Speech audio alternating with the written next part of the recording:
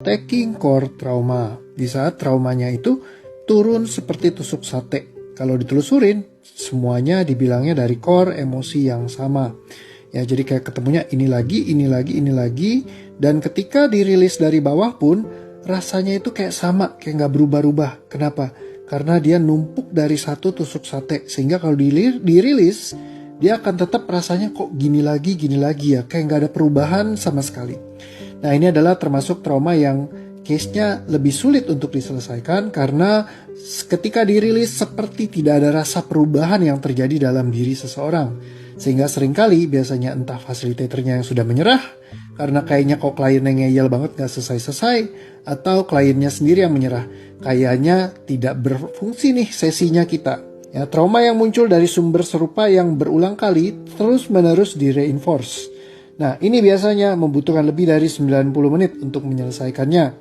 Bahkan terkadang bisa panjang sessionnya, bahkan menembus session berikutnya. Ya, contoh grafikalnya adalah seperti ini. Di saat kita terjadi sebuah kejadian di masa lalu, misalkan, ini paling sering adalah dendam dan kebencian. Misalkan sama orang tua benci banget, terus setiap kali ada kejadian sama orang tua lagi, bencinya itu akan di-amplify di kejadian-kejadian berikutnya, di saat mereka mengamplify-nya dari semua yang mereka lihat sebelumnya. Jadi mereka akan mengkonfirmasi bahwa, oh, karena dia begini, maka seluruh hidupku jadi begini. Nah, jadi akhirnya apa yang terjadi? Ini menjadi stacking core, karena dari satu sumber utama, terjadilah core-core emotion yang lainnya, dan selalu bergerak dari karena yang satu ini. Nah, ini seringkali terjadi ketika di case-case seperti dendam kesumat. Di saat seseorang tidak bisa mengampuni kebencian yang mendalam. Karena apa? Saat dendam itu ke satu orang itu aja terus-terusan kepikiran terus. Dia yang paling merusak hidup saya, paling menghancurkan. Sehingga traumanya menjadi stacking, menjadi satu. Aku sampai nangis loh. Dan itu diketawain kayaknya deh.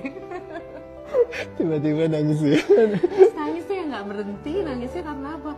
Dari kita benci sampai kita akhirnya kasihan sama dia. Ingat cuma keingat tapi nggak dapet feel-nya. Emosinya udah nggak ada. Iya, itu hebat sih. Gimana tidak kelapa dia masih gini aja gitu, masih udah kayak kesel sendiri sih. Sekarang nggak, iya mah. Iya satu ya. Iya kan, berentai. Fokus. Gue bisa ngebayangin nyalamin orang yang paling gue benci. Gak ada yang pasti. Bisa gitu ya?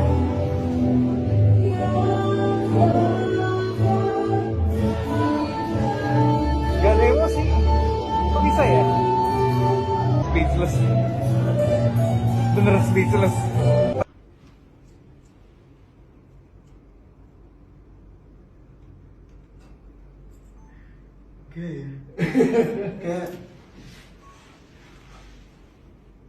Kayak nggak ada cerita gitu ya.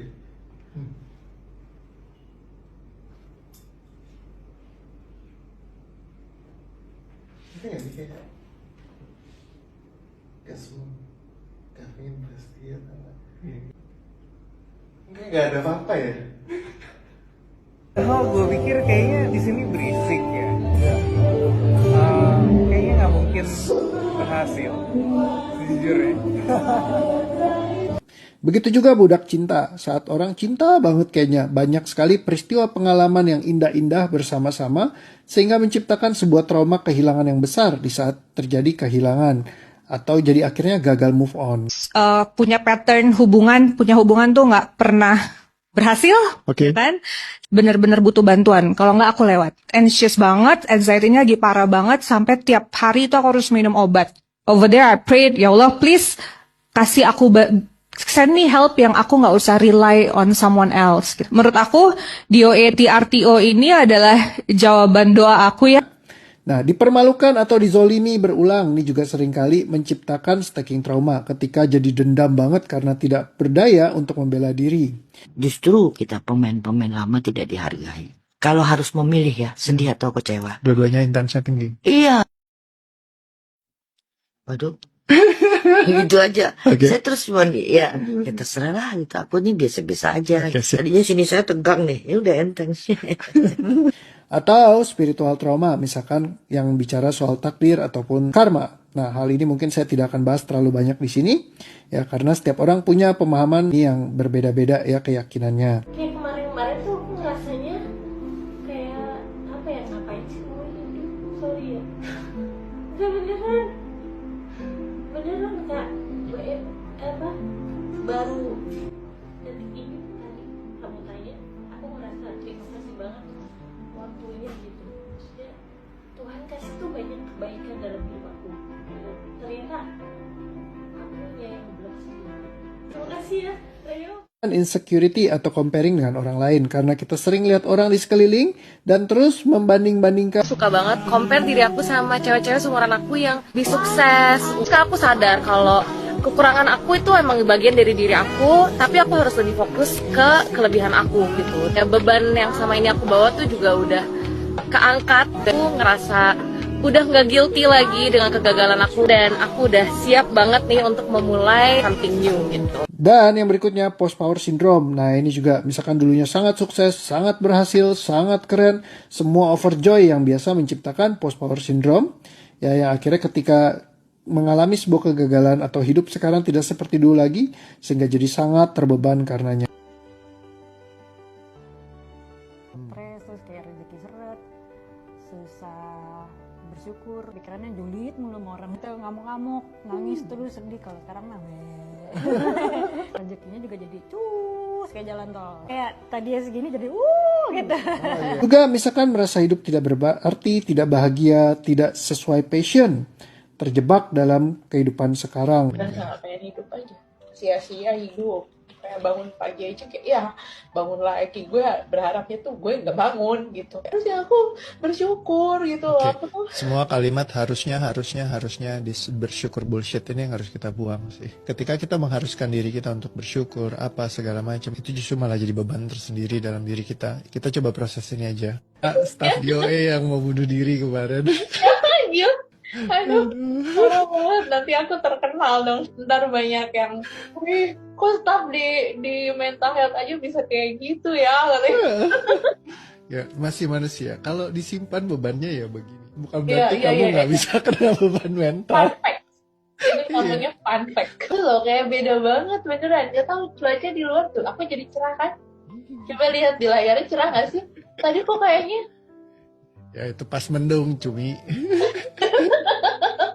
Termasuk juga tidak berguna atau moyung. Ini contoh-contoh kasus taking core trauma. Saya itu takut banget kalau nggak bisa membahagiakan mereka. Saya takut gagal. Coba dicek apa yang dirasakan.